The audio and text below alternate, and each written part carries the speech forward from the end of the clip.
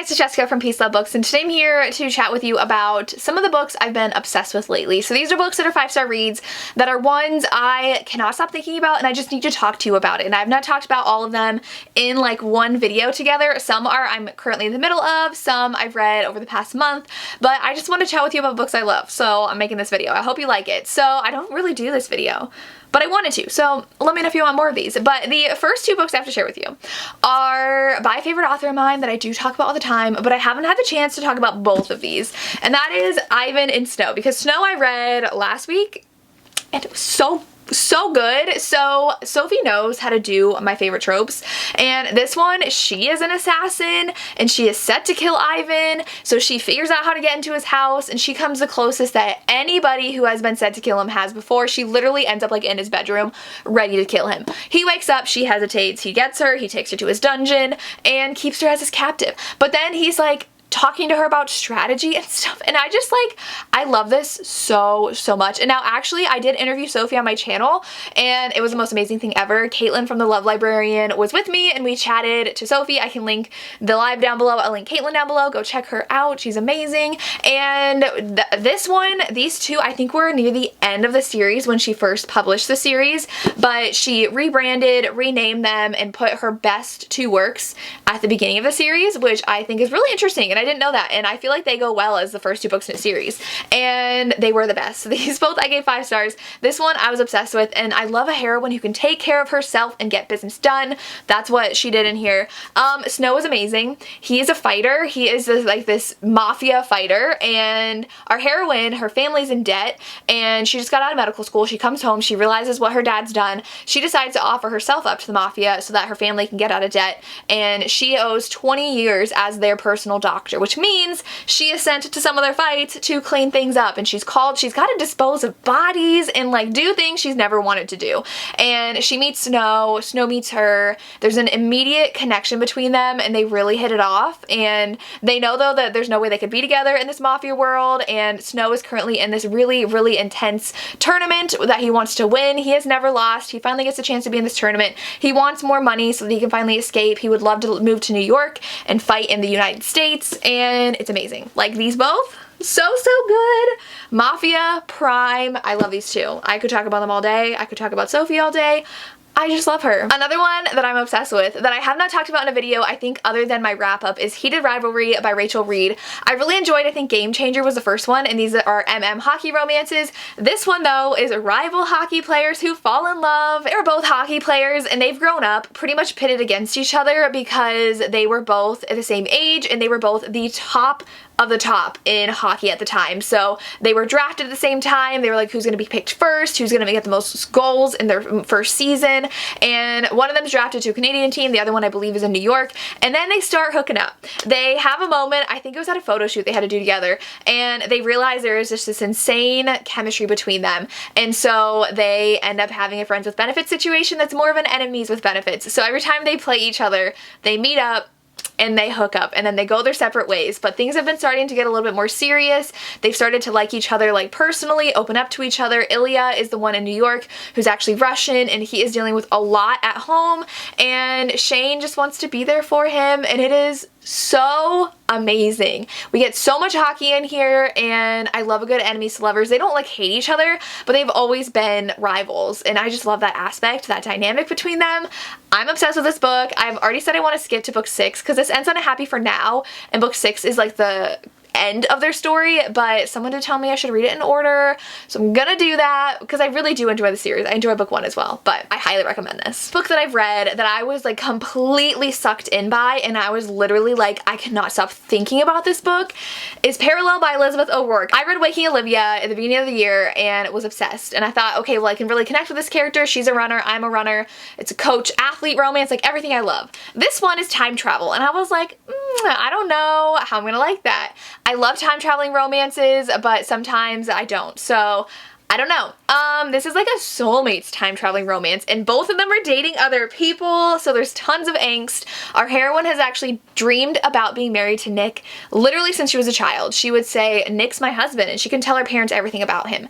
They are obviously concerned. They're like, you're not married, there's no one named Nick. Like, no. So they actually take her to doctors. It kind of like puts that to bed, whatever, it's fine. She's grown up, she is engaged, she's content, but she can't stop thinking about Nick because now she's dreaming about him again, and that all-consuming, overwhelming love she had with him, the passionate love that she does not have with her fiance. She loves him, but it's just like a content kind of love. And so she keeps on having these like blackout dreams about him, wakes up and in like public, and she doesn't remember anything immediately. Like, she'll wake up and see her fiance and be like, who are you? Where's my husband? And then she'll slowly realize like, oh, this is my life. And so they're getting her checked out at the doctor. The doctor is Nick, and she knows things about him no one else knows. Nick is like freaking out. He's dating someone, not that seriously, but he is dating someone else too. So he starts getting jealous of her fiance's getting jealous of him, and Nick and our heroine cannot stay away from each other. And they're trying to figure out why she's having these dreams. They meet someone else who can time travel, and it's so good. Like, this book isn't even that long. It's not even 300 pages, and so much happened in here, and it ends on a cliffhanger, and I'm dying to read book 2. Like, I could not recommend this enough. I'm obsessed, and I just love the whole soulmates aspect. Like, they are literal soulmates, but there are some people that are pulling them apart, circumstances in life, but like, just dump everybody and go be together. Like, who cares about them? Drop the fiance and go be with Nick. He's your meant to be. Another MM I have on this list is Everything for You by Chloe Lees. I listened to this audiobook and it is so good. I've already made a list of neighbor romances because this is a neighbor romance.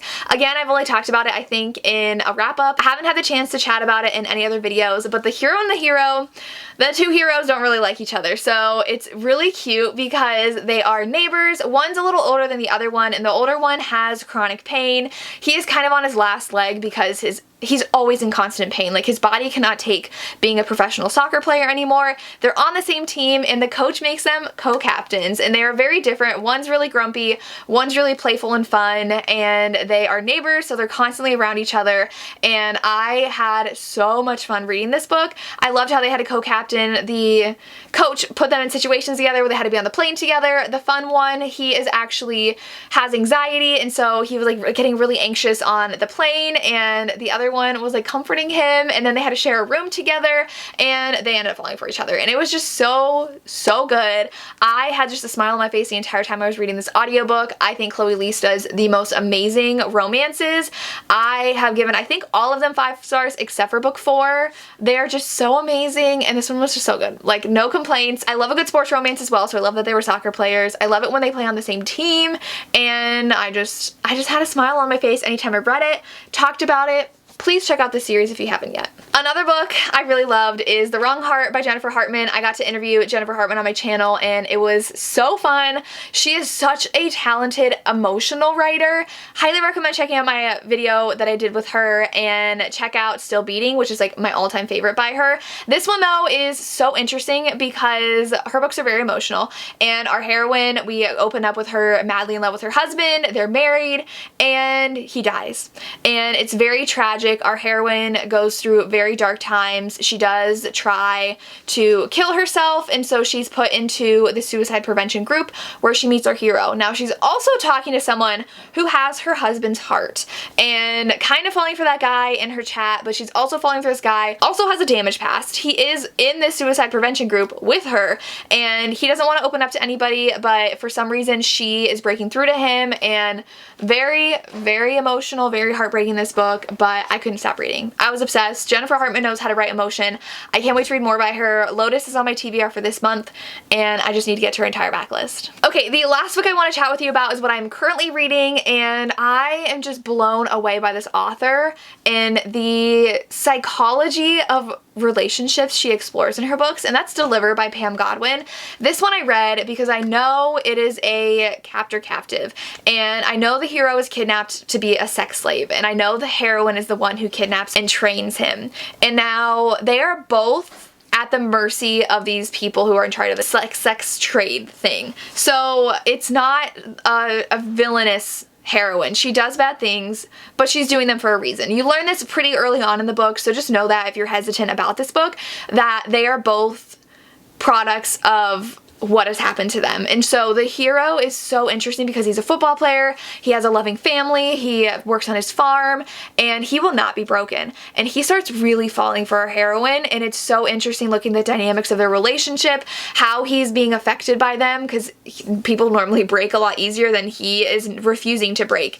And he is being put through a lot of awful things at the hands of our heroine, and she is trying to look calculating and cold and disconnected from everything, but she is obviously not, and he's slowly breaking that down in her.